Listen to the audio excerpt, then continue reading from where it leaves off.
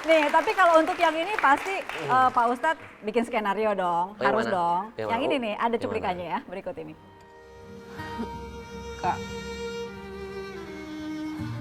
bisa nggak ya Allah menghidupkan orang mati? Kalau emak sama bapak bisa hidup lagi, saya janji saya tidak bakal nakal lagi, gak bakal bolos sekolah. Aku mau jadi anak baik.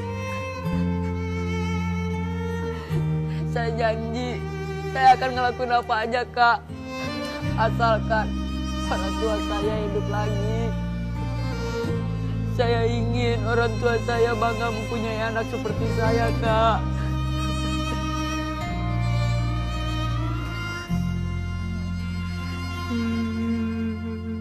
Teringat saat ku kecil,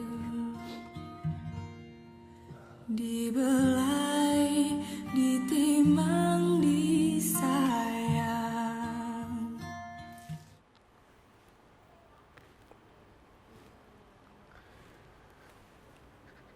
Kenapa Pak Ustadz?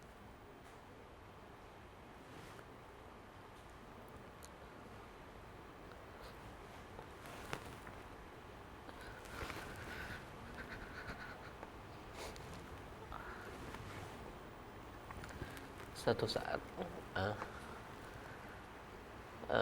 saya pernah pergi ke satu tempat, dan perjalanan saya ini saya pergi tanpa izin dengan ayah ibu saya, hanya ingin mendapatkan sebuah impian yang menurut saya ini sesuatu yang salah.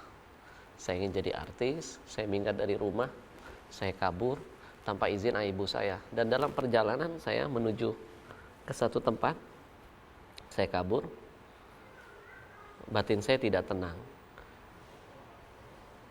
Petunjuk pertama yang saya dapat, di atas kereta saya didatangi oleh guru saya yang sudah meninggal. Dalam mimpi, guru saya memaki-maki saya dan memarahi saya. Gowam minta, dalam bahasa Arab, bangun kamu. Dia tarik lidah saya, lalu dia tancepin penanya ke lidah saya, dan itu saya menjerit sakit. Saya terbangun, lalu keringat jagung gede. Saya nangis sampai menuju ke tempat pemberhentian kereta di Lampung. Batin saya terus tidak tenang, saya gelisah, dan saya makin meyakini bahwa segala sesuatu yang kita jalani tanpa ridho orang tua, kita nggak akan pernah tenang. Dan teman-teman saya ketika itu mengatakan, udah tinggal kita nyebrang ke Jakarta, udah kita ikut casting, kita jadi, katanya. Saya bilang saya nggak mau, kalau kalian mau udah kalian lanjutin, saya pulang. Lalu saya pisah dengan teman-teman saya pulang sendiri. Nah, begitu saya pulang, saya menunggu kereta berikutnya, saya tidur di musola. Saya tidur di satu tempat. Petunjuk kedua yang saya dapat dari Allah, saya melihat di tengah malam seorang anak yang sedang menangis.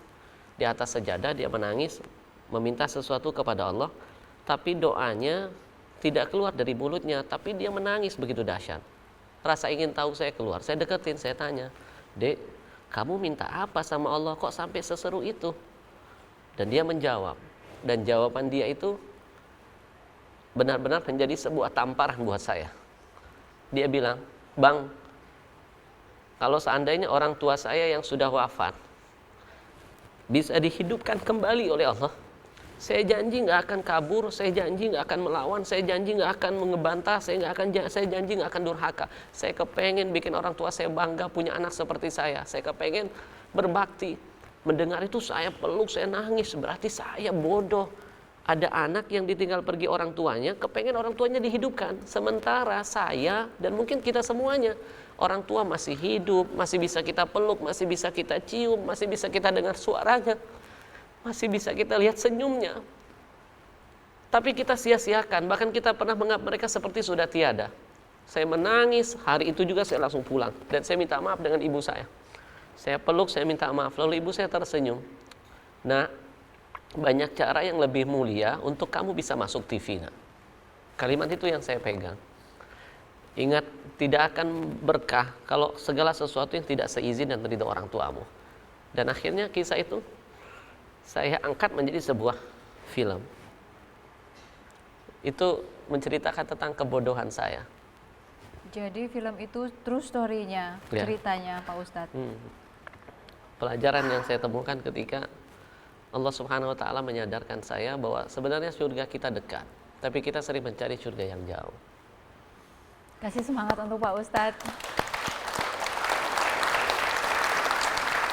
Ini nih, kasih Rey. Ini harus diceritakan nih oleh Pak Ustadz nih. Tapi ini aman. Dilihat dulu. Nah, Ini salah satu masakan kesukaan saya. Namanya kuah wakdin. Sampai sekarang saya masih makan ini. Ini termasuk makanan yang dari kecil saya suka. Kemudian asli mana ini? ini asli Palembang. Dari saya kecil sampai sekarang, dan istri saya, anak-anak pun jadi suka dengan masakan ini. Apa? Ini ikan gabus ya kalau nggak salah, ikan Oke. gabus atau ikan apa. Makanya ibu nggak usah panik ya dengan kasus beras plastik, karena orang kita tuh kuat-kuat. Jangankan plastik, kita makan kacang tanah, gula pasir, ikan gabus, ubi kayu, kita makan. Jadi kalau plastik mah biasa ya. Saya sempat mendapatkan sesuatu pelajaran yang luar biasa dan sampai saya filmkan kisah itu. Saya mijitin guru saya di salah satu rumah sakit. Lalu guru saya pegang tangan saya, "Ahmad, kamu tahu nggak kenapa ayahmu mendonorkan ginjal kepadaku?"